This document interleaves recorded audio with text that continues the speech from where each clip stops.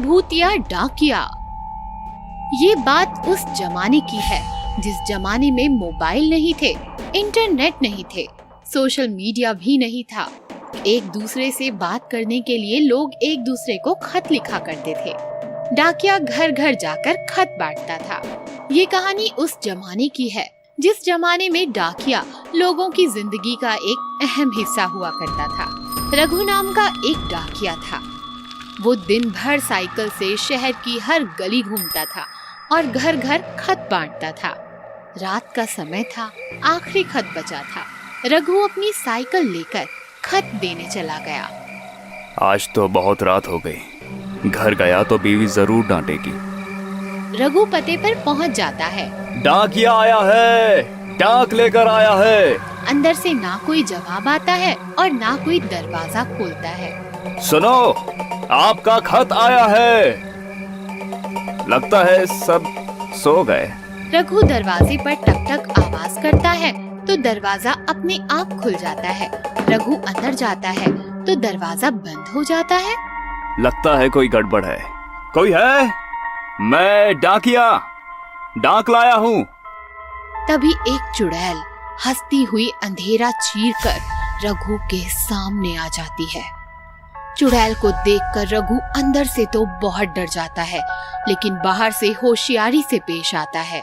लगता है मैं गलत घर में आ गया हूँ, माफ कीजिए। चुड़ैल जोर जोर से हंसने लगती है। तू एकदम सही घर आया है।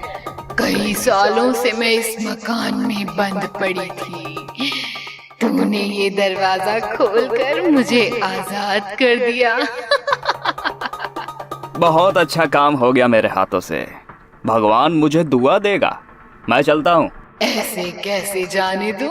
हाँ? तुम्हारा इरादा क्या है?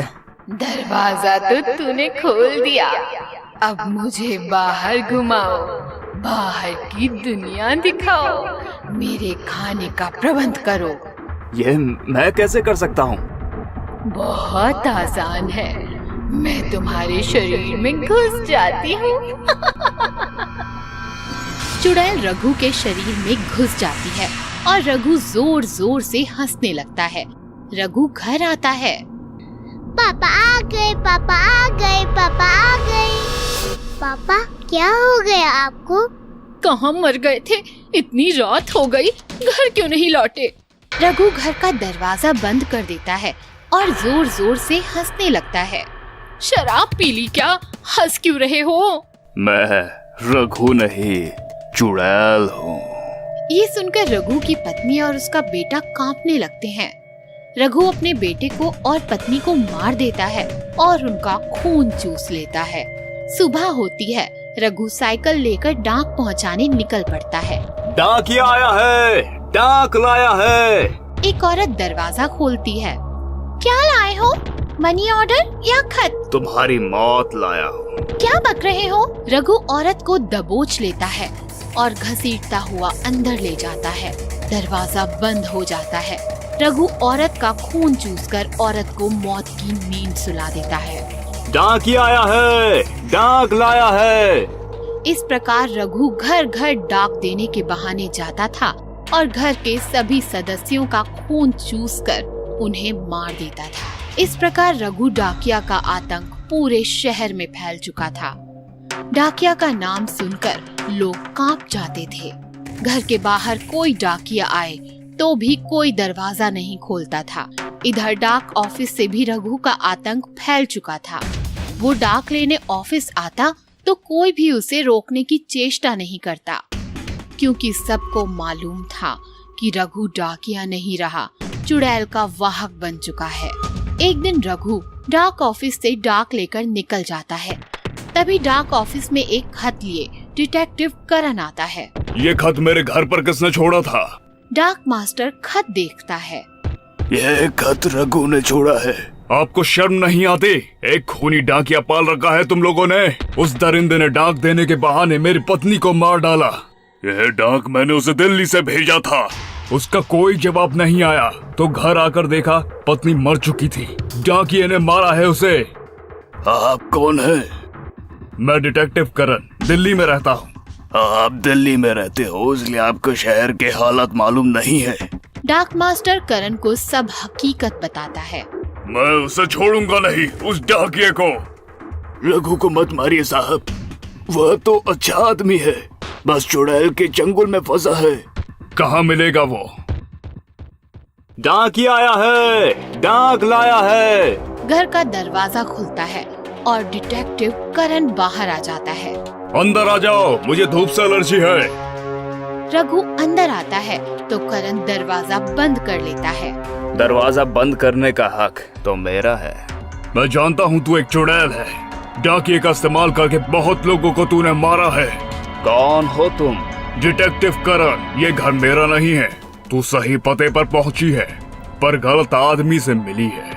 मुझे पता था तू यहाँ आने वाली है और देख, तुमसे पहले मैं यहाँ पहुँच गया। मेरी पत्नी को मार कर शुरुआत तूने की, लेकिन इसे खत्म मैं करूँगा। रघु डिटेक्टिव पर वार करता है। तभी डिटेक्टिव उसे चकमा देता है और रघु के मुंह में हाथ डालकर चुड़ैल को बाहर खींच लेता है। तूने रघु को तो बचा लिया डिटेक्टिव, पर खुद को कैसे बचाएगा? हाँ, उसकी चिंता तू ना कर, उसका पूरा इंतजाम है मेरे पास। तांत्रिक वांत्रिक तो कहीं दिखाई नहीं दे रहा। ऐसा क्या इंतजाम है? डिटेक्टिव अपना मोबाइल निकालता है और उसमें चुड़ैल को खींच लेता है। चुड़ैल मोबाइल में कैद हो जाती है और चिल्लाने लगती है। हाय रे हाय, कहाँ फंस गई मैं? निकालो मुझे बाहर, ये तो उस मकान से भी छोटा है। हाँ। मैं डिटेक्टिव हूँ चुड़ैल, मैं तांत्रिक बिंत्रिक नहीं करता, स्मार्टफोन रखता हूँ। इस फोन में ऐसा सॉफ्टवेयर है जो बड़े से बड़े भूत को कैद कर सकता है। साहब, आपने चुड़ैल को कैद तो कर लिया, पर उसे मारोगे कैसे? वो फिर बाहर आ गई तो? उसकी चिंता ना कर छोटे, मैं चुड़ैल की वीडियो डिलीट कर देता हूँ। नहीं नहीं नहीं नहीं, छोड़ दो मुझे, छोड़ दो छोड़ दो। डिटेक्टिव चुड़ैल को मोबाइल से डिलीट कर देता है। इस प्रकार डिटेक्टिव चुड़ैल को मार देता है और रघु के साथ साथ शहर को भी चुड़ैल के चंगुल से बचा लेता है। टिकटॉक वाली चुड़ैल। मुंबई के SKS कॉलेज में रवि इंजीनियरिंग की पढ़ाई कर रहा था। रवि के सारे दोस्त टिकटॉक यूज करते थे, इसीलिए उन्हें देखकर रवि ने भी टिकटॉक पर अपना अकाउंट बना लिया।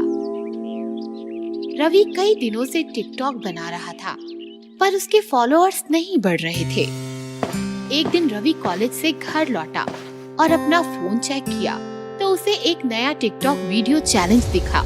उस वीडियो में एक लड़की शहर की एक सुनसान भूतिया बिल्डिंग में जाकर आई एम डेयरडेविल कहती है और दूसरे टिकटॉक वालों को ऐसा करने के लिए चैलेंज करती है। मुंबई में उस बिल्डिंग के बारे में कई अफवाहें थी, लेकिन फॉलोअर्स के लिए रवि ने चैलेंज एक्सेप्ट किया। ये सही मौका है फॉलोइंग बढ़ाने का। रवि के दोस्त अरुण ने उसे बिल्डिंग में जाने से मना किया, पर वो नहीं माना और अगले दिन ही भूतिया बिल्डिंग में टिकटॉक वीडियो बनाने के लिए चला गया। रवि ने रिकॉर्डिंग चालू करके जैसे ही आई एम डेयरडेविल कहा तो उसके पीछे दरवाजा अपने आप ही बंद हो गया और बिल्डिंग में जोर जोर से हंसने की आवाज आने लगी। कौन है भाई? मजाक मत करो यार, जो भी हो सामने आ जाओ। तभी उसके सामने एक भयानक चुड़ैल आ जाती है और मोबाइल पर रवि की रिकॉर्डिंग करने लगती है। मजाक नहीं, मौत, तेरी मौत होने वाली है। ये कहते हुए वो रवि पर हमला कर देती है और उसे मार देती है। रवि की तरह ही आरिफ नाम का एक लड़का भी चैलेंज के लिए उस बिल्डिंग में आया, तो उस चुड़ैल ने उसे भी मार दिया और वीडियो बनाकर टिकटॉक पर अपलोड कर दिया। रोज रोज हो रही मौत के कारण लोग घबरा गए और टिकटॉक चलाना ही छोड़ दिया।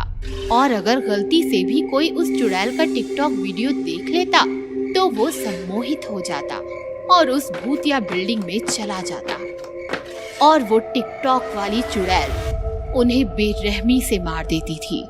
टिकटॉक वाली चुड़ैल की बात पूरे शहर में फैल गई। एक दिन अरुण अपने चाचा को रवि के बारे में बताता है।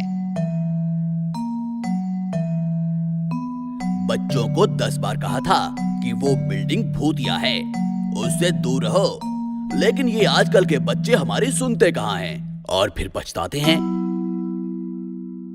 नहीं चाचा, मुझे बात कुछ और लग रही है। अगर उस बिल्डिंग में चुड़ैल है तो इस चैलेंज वाली लड़की को उसने क्यों नहीं कुछ किया? बात तो तुम सही कह रहे हो, लेकिन इसका जवाब तो ये लड़की ही दे सकती है। फिर सब लोग मिलकर पुलिस स्टेशन जाते हैं और चैलेंज वाली लड़की के बारे में पूछताछ करते हैं। कुछ देर फाइल्स देखने के बाद पुलिस कुछ महीनों पहले ही इसकी रिपोर्ट दर्ज हुई है।